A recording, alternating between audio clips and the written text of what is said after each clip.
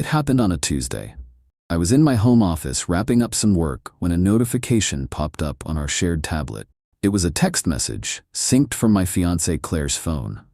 We rarely used the tablet, it mostly just sat on the charger, but for some reason I glanced at it. The message was from her mom.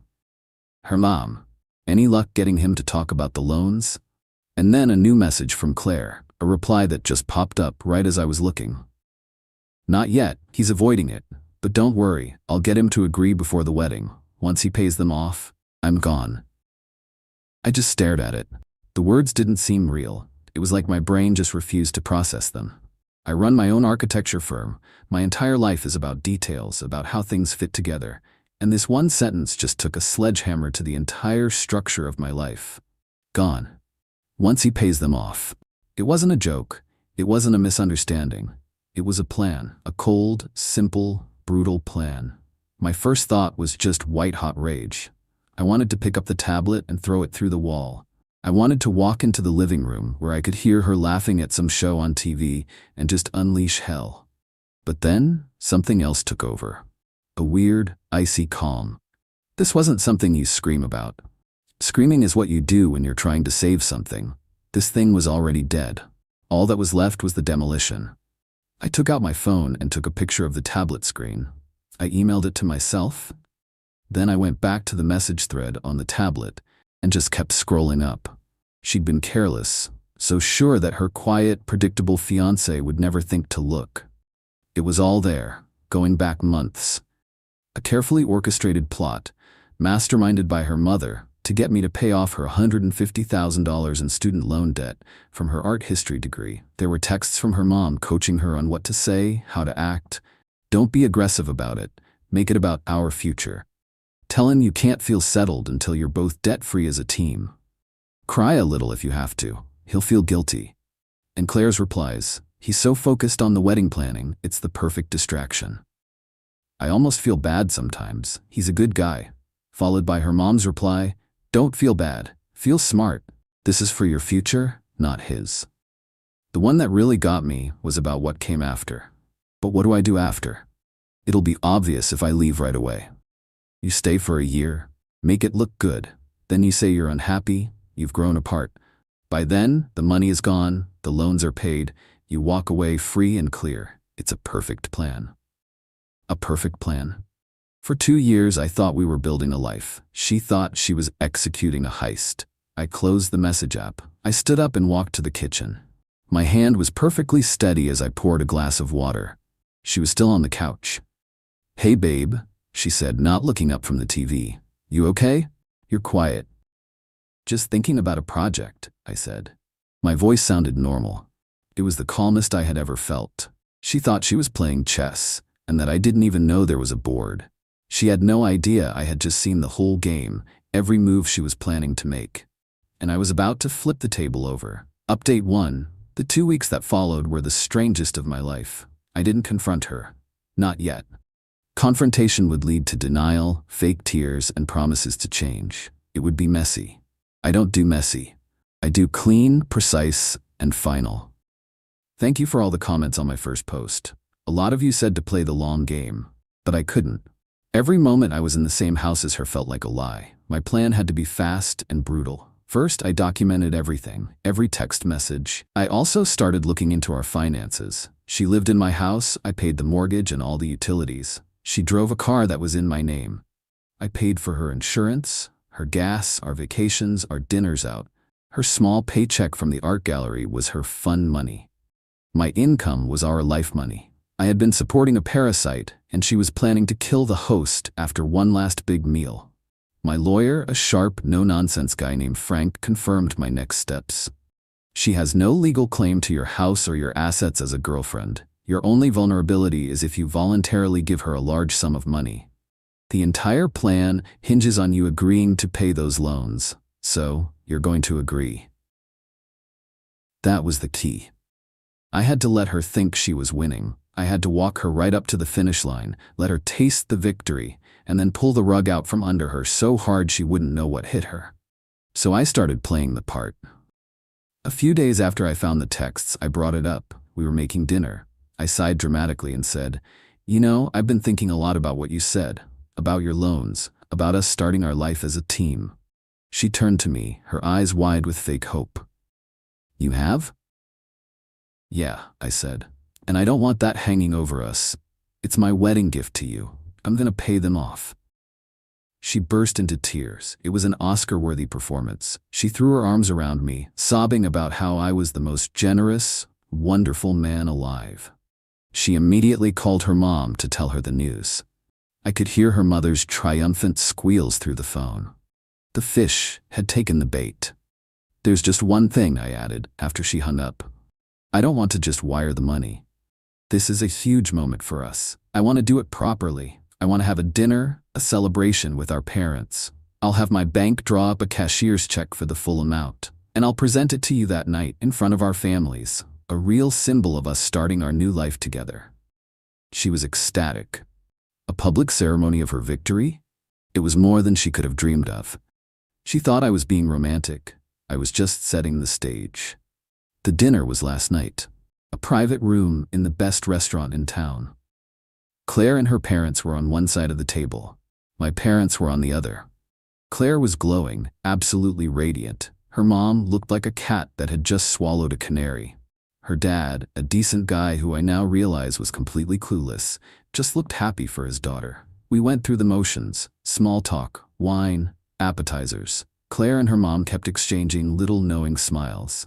My parents were talking about how excited they were for the wedding. Then, after the main course, I stood up. I had a single envelope in my hand. "As you all know," I began, "I've asked you here for a special reason. Claire and I are about to start a life together, and I wanted to begin that life on the right foot. Claire, your student loan debt has been a huge burden on you, and because I love you, I want to lift that burden. So, as my wedding gift to you, I am paying off your entire student loan debt." My parents smiled, impressed by the gesture. Claire's dad clapped me on the shoulder. Claire and her mom were practically vibrating with joy. I opened the envelope, but I didn't pull out a check. I pulled out a single piece of paper. It was a printed, blown-up screenshot of the text message she had sent me 2 weeks ago. I laid it on the center of the table for everyone to see. "Don't worry, once he pays off my student loans, I'll leave." The silence that fell over that room was the loudest thing I have ever heard. Claire's face went from radiant joy to absolute bone-white horror in a split second. Her mother looked like she had been slapped. My parents stared at the paper, then at Claire, their faces a mask of confusion and disgust. Her father read the text and the color drained from his face. He just looked at his daughter, then his wife, and the dawning realization was painful to watch. "This was never a wedding," I said, my voice cold and even. "It was a con. A very well-planned con, I'll admit. Your mother should be proud." I then pulled out a second set of papers. They were copies of the text conversations between Claire and her mom, the ones where they planned the whole scheme. I handed a set to my parents and a set to her father. "I believe these will answer any questions you might have," I said. Claire started sobbing, a pathetic, gasping sound. "Mark, no, it's not what it looks like. I can explain." "There's nothing to explain," I said, cutting her off. "You explained it all perfectly in your texts. The wedding is off. We are over." I looked at her dad. "I'm sorry you had to find out like this. You raised a daughter, but your wife raised a con artist." Then I stood up. "Mom, Dad, let's go." We walked out of that restaurant, leaving them to sit in the wreckage. The fallout began before I even got to my car. A hysterical voicemail from Claire, screaming and crying. Then a text: "You have ruined my life."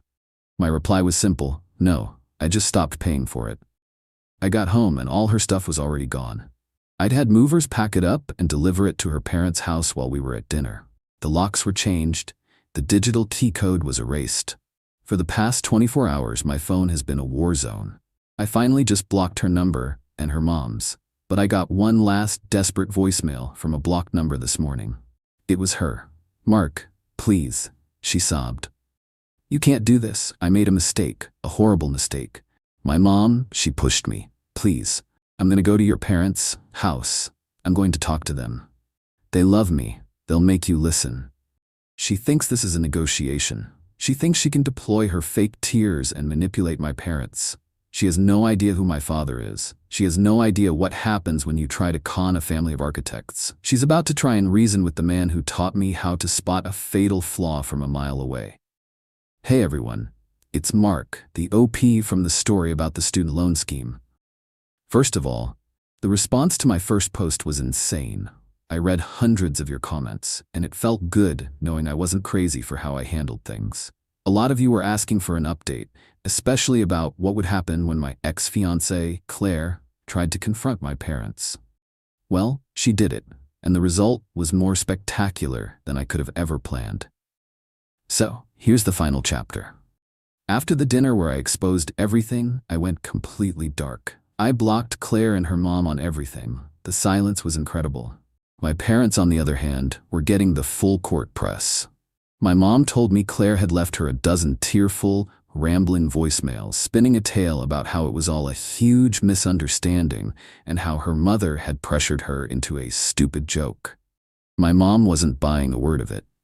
I had already warned them about Claire's final, desperate threat from her last voicemail, that she was going to show up at their house.